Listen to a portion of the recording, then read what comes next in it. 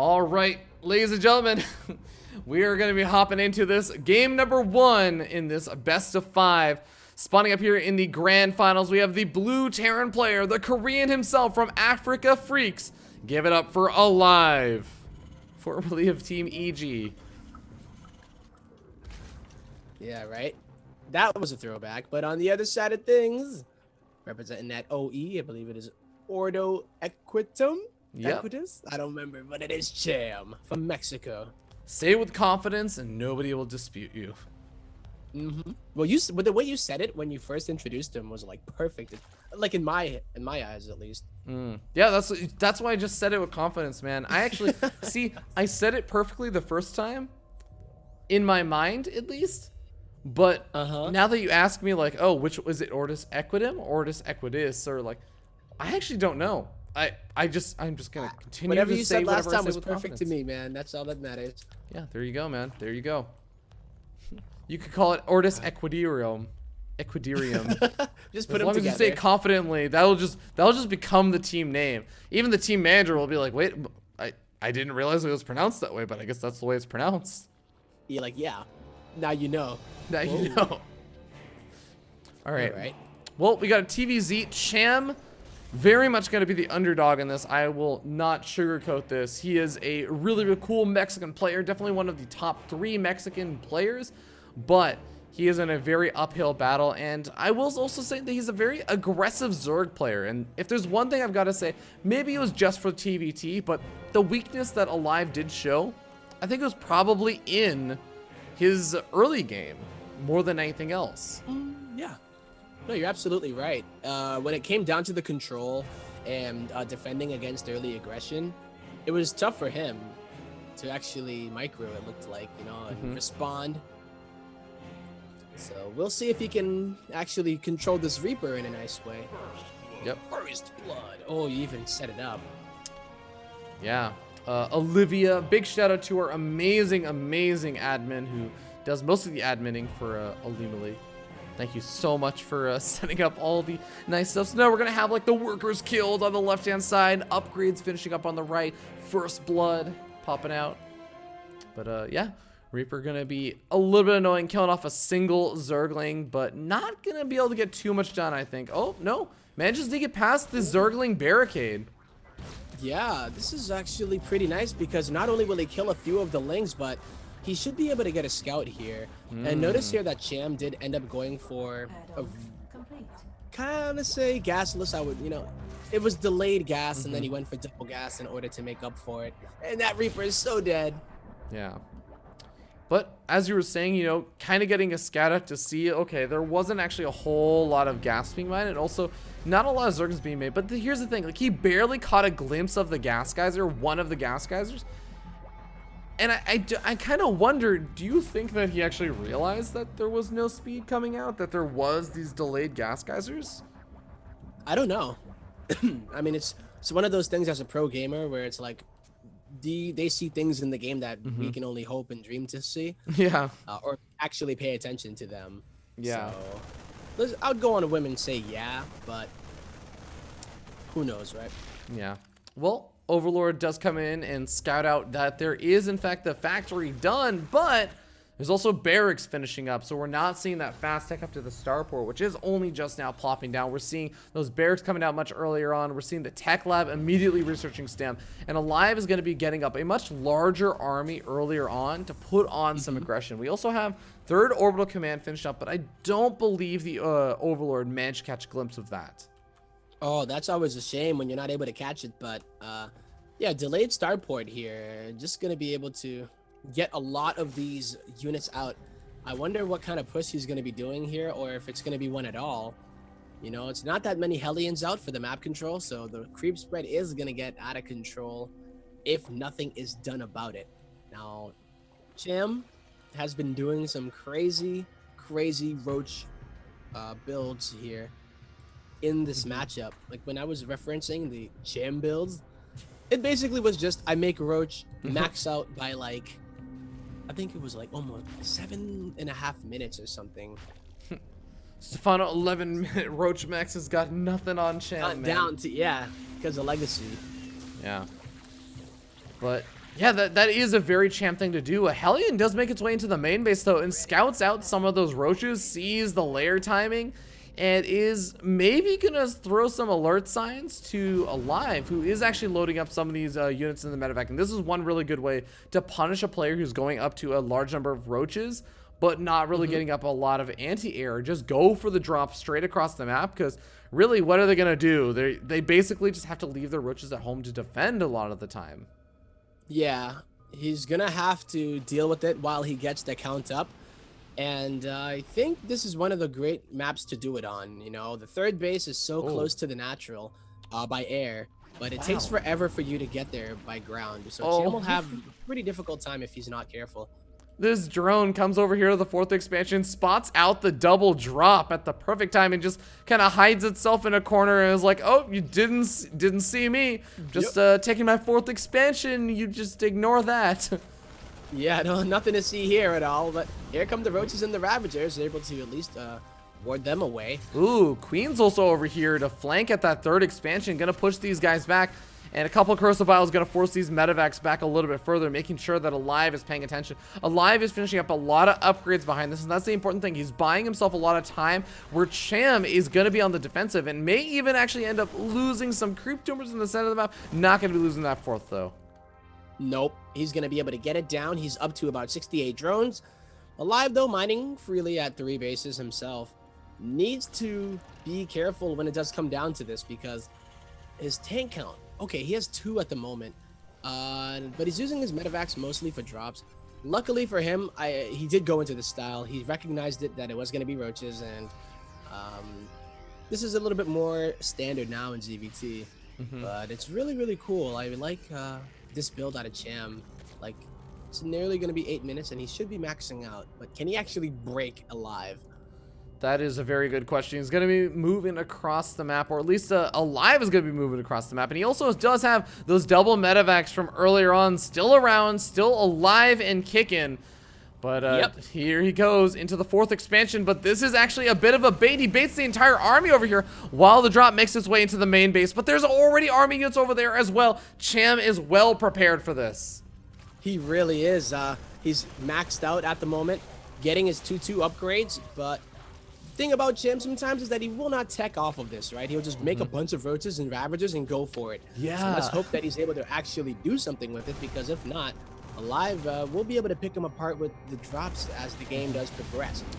You know, this is a really funny thing, because this is a big problem that Cham used to face in Heart of the Swarm as well, where exactly what you're saying, except instead of having roach ravagers, you would just have roaches. For a really long time, he just refused to get a Hydralisk Den or a Spire infestation pit, but he is getting up the infestation pit now, and maybe looking to get up some of that tech. That is going to be one really solid way to secure that late game tech, so you can actually finally start to deal with some of these medevac drops. Yeah, and I'm wondering if he's going to be using it to get up to the hive just to get 3-3.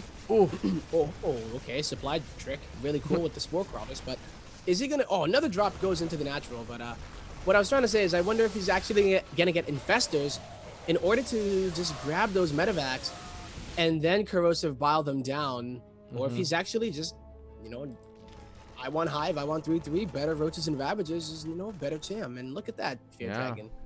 Hive right on the way, no pathogen glands being researched. This is very, very interesting. 2-2 is going to be finishing up just in time for aLive before this push in from Cham comes in. But Cham is maxed out. Cham has a bank. And I imagine that he's going to be trying to really just try and trade out the supply as efficiently as possible. And that's all he really wants to do is trade out the supply. But here we go. Roach is moving on in. Corrosive Bile is being thrown down. And aLive is splitting his units relatively okay. But the Siege Tank's really doing the big work here. Oh, they are wrecking this Roach Ravager force, and beautiful split there from aLive, or the spread, and he had the 2-2 when that battle did begin.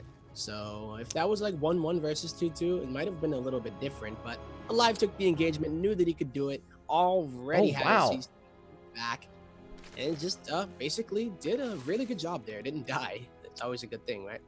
Yeah, I mean, the armies trades out relatively okay, I would say, for Cham, and he still does have a bit of a bank that he's saving up for when this hive tech completes. Maybe looking to get out those ultralists, getting out more roaches and ravagers, because who needs infestors, who needs pathogen glands? He is finally getting out some vipers, so he's gonna have some form of killing off air units, but it is gonna be a sort of interesting defense. Yeah, but look at this. aLive finally moving out onto the map, and he's going to be taking out all this creep that's been spreading pretty much the whole game.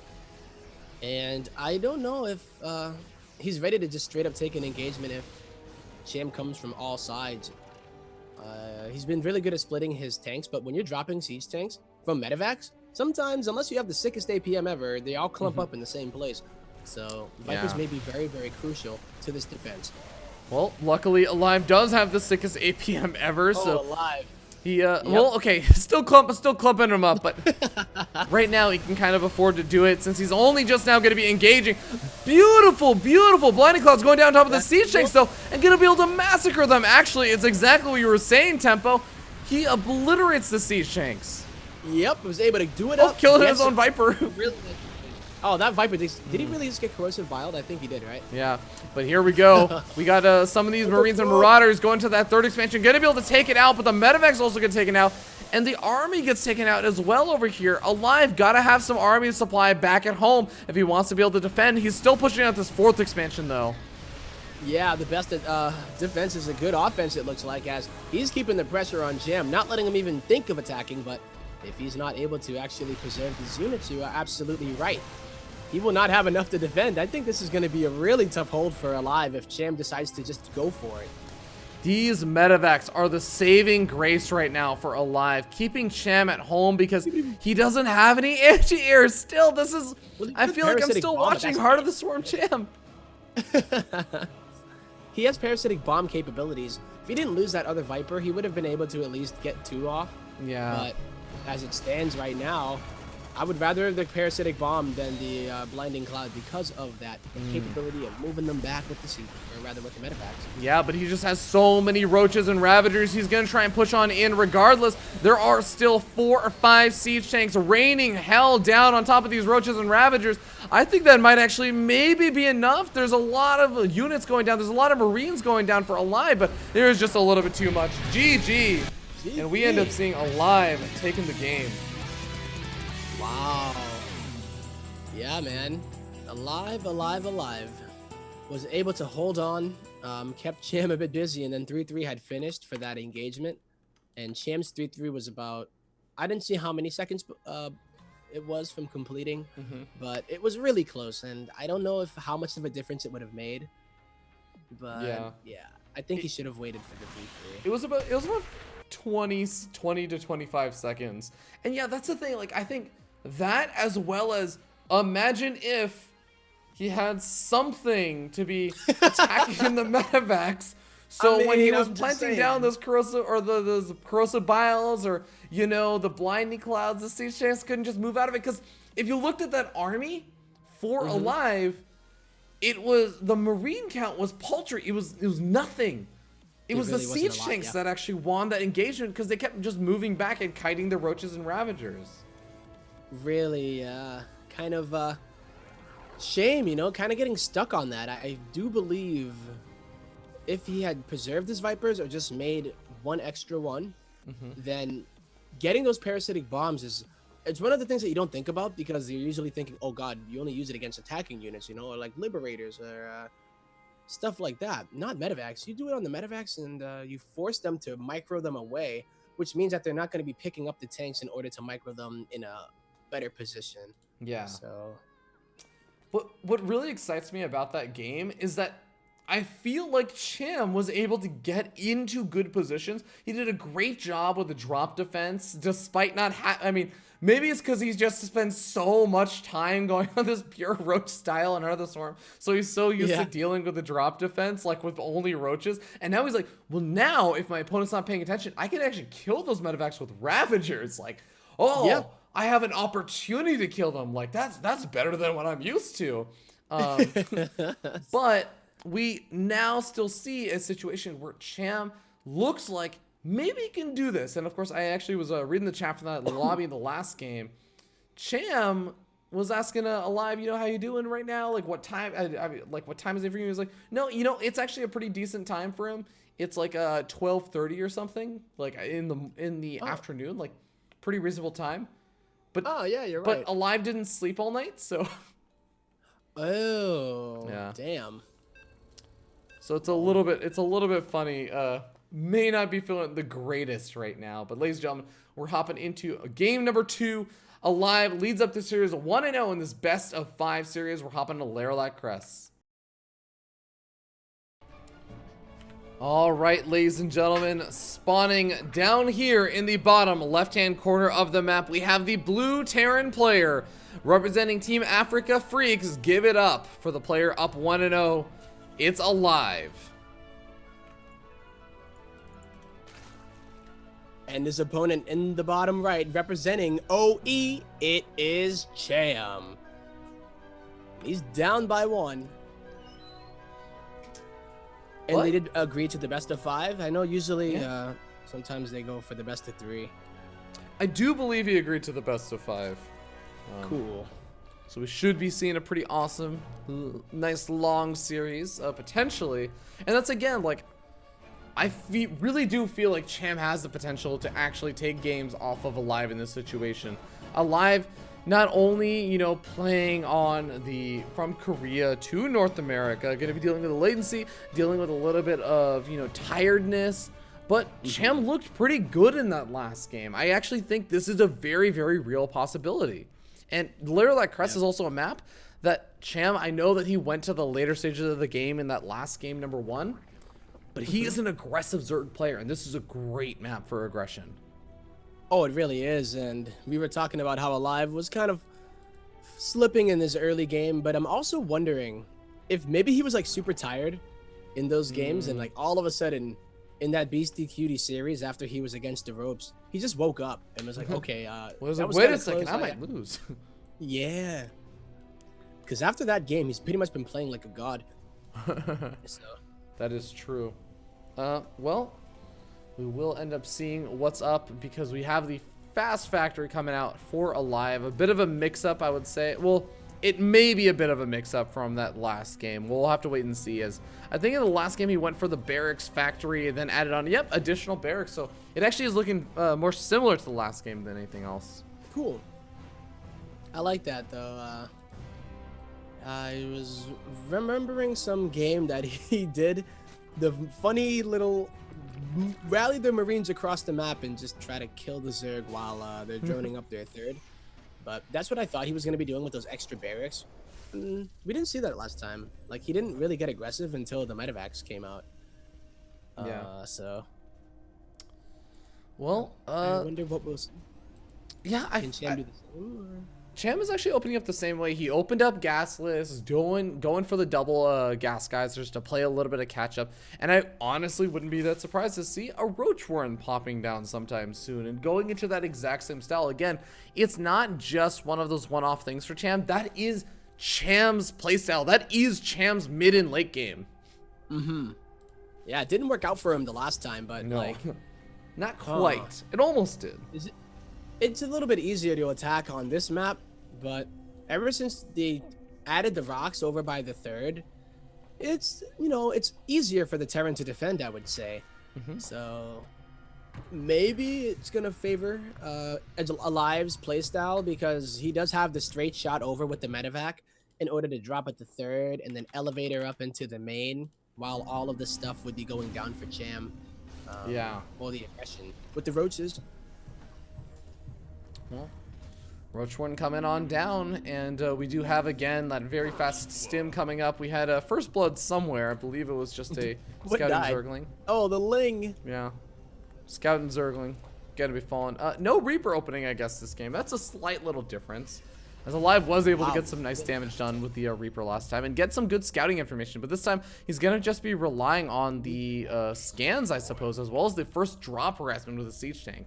But whoa, that's really a lot of Lings and Roaches being made right now. Yeah, he's going for a gigantic Ling Roach attack, but it was pretty crucial that that scan didn't see the eggs pop because now aLive is just now getting the first whiff of this aggressive play out of Cham, and he's like, okay, this is what you're going to be doing. Already set up, though, to defend it. Yeah, if he manages to cancel on that Ravager egg, that would actually be a pretty nice win. No, doesn't quite get it. Doesn't actually go for it. Just going to retreat home with that Siege because he knows he's on the timer against the Zerglings. There's a nice little wall in over here with the supply depots and even that little choke point where those Zerglings are naturally going to try and filter into. But Cham is not going to have any of it. He's coming along the south side. He's got a couple of Ravagers to try and knock down that bunker, as well as any of the SCVs trying to repair it. Yep, he needs to actually target down that corner of the bunker that has the SCVs on it. But this is going to be some hell of a medevac micro out of aLive. Can he make it happen? Because this is going to be a lot coming out of Cham with great surface area. Cham, I mean, he's got 3 bases and he's actually got 40 workers. So even though he is getting cleaned up over here and he's making more units, yes, I will also say he's lacking layer tech. That's a really, really big deal. But 40 to 26 workers and no third expansion out for aLive. Was that effective? 17 workers went down. It is effective, but when it comes to Terran, this always happens to me. I'll kill a bunch of workers, and I'm like, all right, let's do this. You know, I'm so far ahead. But the army that is standing has so much versatility, especially when you throw in the medevac, that it almost feels like, damn, I wish I killed the army instead of the workers. Yeah.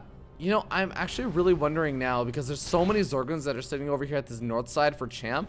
I wonder if he's waiting for aLive to push across the map so he can go for a big counterattack with his Zerglings. Yeah. He may need, he's gonna have to pull them back home to deal with the siege tanks though. Yeah, this is some great play out of aLive. There's nothing to contest it. You said it, right? The layer tech is missing. It's only up to the queens to deal with the medevacs. There's not even any spore crawlers, I don't think.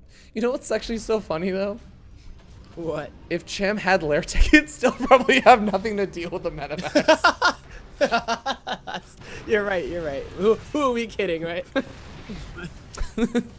But a Zergling flood coming out. Oh, losing the queen. Oh, this is actually a really nice bit of pickoff. So he's going to be able to get all of these Marines. This is a really nice pickoff. Even the Siege tanks actually killing off a lot more of the Marines than the Zerglings.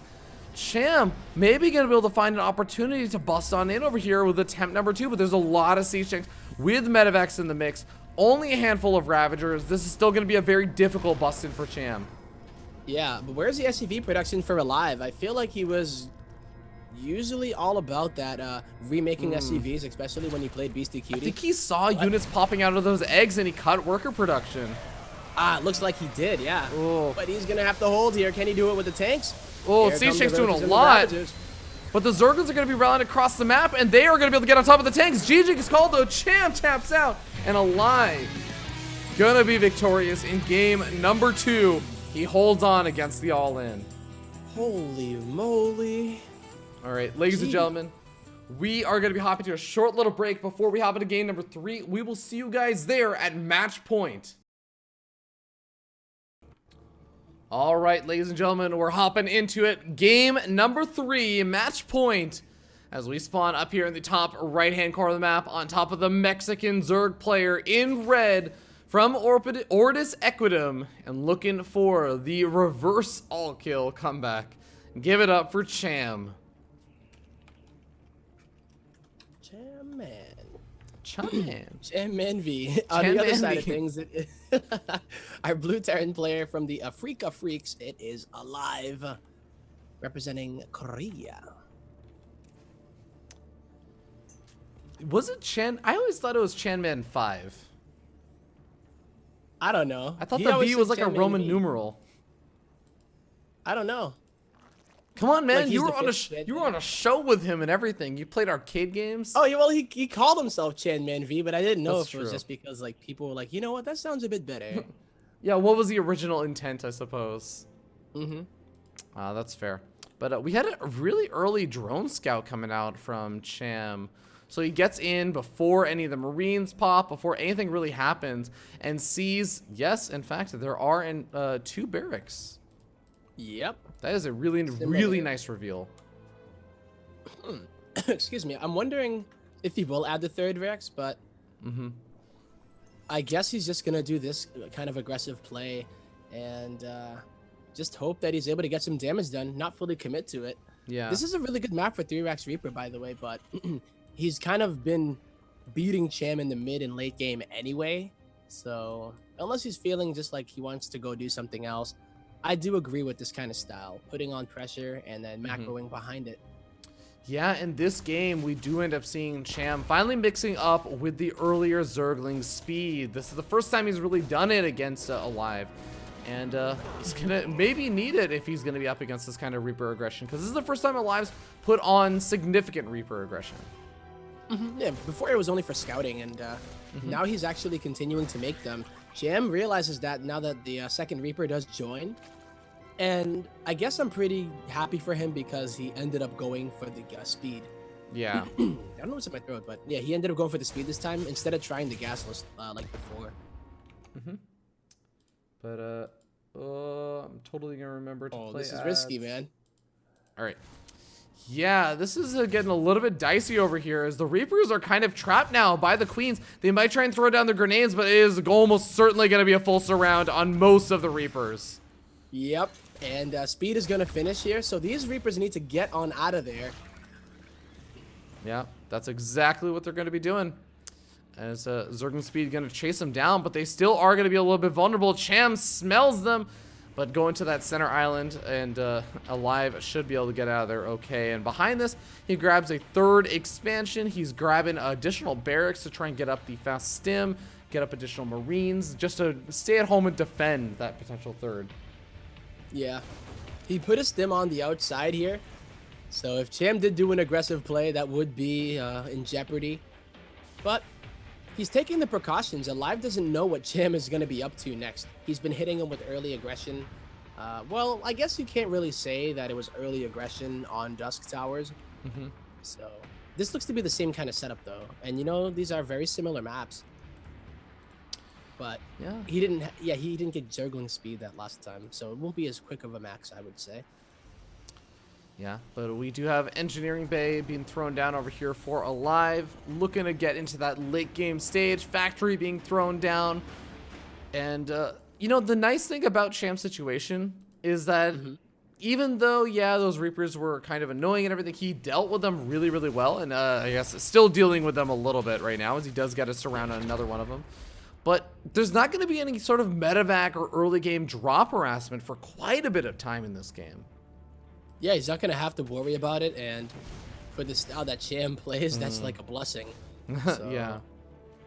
He should be droning pretty freely. Oh, this is a little bit different than usual. We do have Lair coming up. The scan goes down on the Lair, but what it misses is the Baneling Nest, which is a really big difference from what we've been seeing Cham go for. Now, there is a potential, I suppose, that he's still going to drop down to Roach Warren. Is this going to just turn into an all-in? But this also could just be a very, very different playstyle than what we usually see from Cham. This could be the Ling Bling Muta style. Yeah, we'll find out as soon as this next upgrade comes up. And it is indeed going to be the melee upgrade. So, whoa, switching it up completely. Yeah, but I guess only just now grabbing that fourth gas geyser. Once I guess whether or not he's going to grab his fifth and sixth gas geysers really early is a really big reveal for me on whether or not he's actually going to be planning to go heavy into that Spire tech, to go in for the Mutalisk. That's actually really interesting to me because, like, going for this straight up style, it's proven to be a little bit less effective in Legacy of the Void because of I don't know, it just feels a little bit weaker. Maybe it's the larva cut, or perhaps it is the addition of the Liberator. But I feel like when people do this style, it's usually because they already outclass their opponent or are a little bit ahead of them. Not usually like equal or feel like they're inferior. So yeah, there's been a bit of a mixed feeling about that. But oh, Zerglings are going to be able to get a full surround on these Marines. Nowhere to hide, nowhere to run. And that push out from aLive comes way too premature. Before the medevacs are out, I think that Stim was done, but I mean, it was nowhere near fast enough to get off of creep. He must have thought that it was going to be that kind of road style again, and he was trying to do some kind of anti-timing. But this is going to be a nice little move for Cham. Oh my god. Because he's going to get another surround. Oh my. He's just going to go for a gigantic Ling Bane attack. Yeah, he didn't even drop a Spire. This was Cham doing his Roach style where he doesn't get any anti-air, but he does it with Ling Bling. And now we end up seeing, oh, this Widow Mine going to be so big. It's going to so many of those banelings, but the banelings still knock down the wall in. Centrifugal hooks finishes up. Gonna be able to get off some pretty decent hits over here. The Zergling's gonna be able to flood on in, but is there enough for Cham to clean this up? Oh, that was some really nice Widow Mine hit targeting there. And now, Cham is actually busting on in. aLive may have been broken. There's no longer a wall at the front, and there's nothing here to defend. Oh man, he's gonna be relying on units coming off of production, but he's already losing so many workers right now. He's really just relying on the workers that he has as natural at this point. Cham, I think he might be able to bring it back. If he can get on top of the production, this would be really ideal. If you let the Terran sit here and survive, triple mule, you know, it's a hell of a economic move. Yeah. That you can actually pull off. Oh, we got a lot more banelings coming out though. Cham is not giving up just yet. And this is sort of the command center maybe to make the wall or something. It's gotta be so much harder to bust. I would love to see something like that. Whoa, aLive is getting really aggressive with that third, especially he feels like he's held this off. He does not know North America though, Tempo. He doesn't realize that the all-ins never end when they start. No, it is the all-in that keeps on all-inning. Where are the Widow Mines? I don't know, but good out of aLive. And nice use of the Sin City. I do like that. And these Zerglings are starting to go down pretty quickly, but I think the baneling count is just a little bit too high. And once again, Cham busts on in, but he has a lot more Zerglings to work with this time, and he's going to be able to send some of these banelings into the actual mineral line, killing off 10 workers. Suddenly, aLive is not looking so swell, and I think that Cham realized what he did last time. He allowed the production to kick off while he's going after workers, and this time he's not going to let it happen. He's going after the units as they pop out. Yep, and there was an attempted Widow Mine drop on the other side, and that's where the Widow Mines were. It's coming back. It didn't even end up doing its thing. Well, now it did, as he did pull back. Oh, but God. It's a little too late, I would say, because here come the Lings and the Banes. Oh, there's no way that aLive can recover from this. No, GG. Cham gonna be taking game number 3, giving us hope of that Mexico comeback. Hey, he could do it. At Tempo, one note, the way that he came back, the way that he's starting to make the comeback happen, as I update the score screen that's a little bit out of date, is he went for the early aggressive all-in, and it wasn't some sort of reactionary play or anything. It was just, you know, okay, I need to get something done, and the time that I have been effective is in the early game. Even, you know, picking off the Reapers in the early game and all that good stuff, that has all happened in the early game.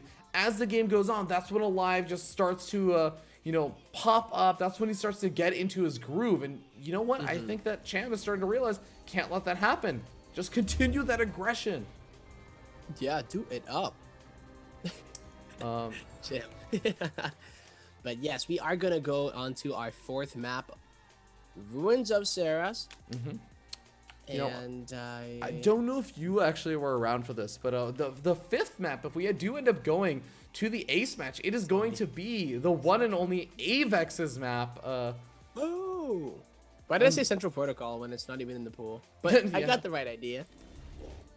But all right, we got the ready from both players. We're getting started as we're hopping into the map. Ruins of Seras, game number 4. We'll see you guys there.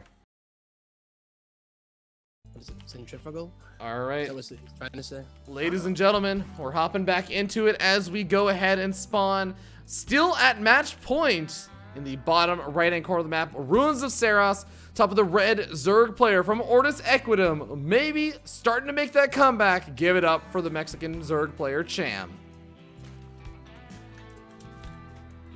And his opponent, it is our blue Terran player representing Africa Freaks, aLive. There's a really dumb joke in the chat that I really appreciate. Twitchy Stabby Dead. Build a wall and make Zerg pay for it. Yeah, that'd be fantastic. Kind of what he needed to do. Yeah, man. If only you could just be like, okay, can you plant down your hatchery at the entrance of my wall in? Yeah. I think Cham actually would have maybe been okay with that if there was an agreement not to kill it. He probably would have rallied links from it though. Yeah. He would have been making queens and being like, well, now I have centrifugal hooks No, I'm sticking to my principles. Centrifugal hooks. Yeah, don't let him. Centrifugal hooks and creep spread. He would have had both of them. Right. You don't know me. You can't tell me how to say that word. Dude, I'm on the internet. You can't touch me, son. I'm anonymous, except when I'm not. Which is always, damn. Yeah. Do you ever kind of hate that part where it's like you aren't anonymous on a lot of like StarCraft stuff? Like I kind of miss the ability to just say things sometimes. I know what you mean, yeah. I'd like, be like, all of a sudden I join a chat. It's like, oh, you're getting mod. I'm like, no, I want to try. Yeah, I know. I'm like, I don't want to. Don't expect me to mod. Like, I'm not gonna mod anything. But I doing jack-ish. Dude, I'm like sitting on my TV.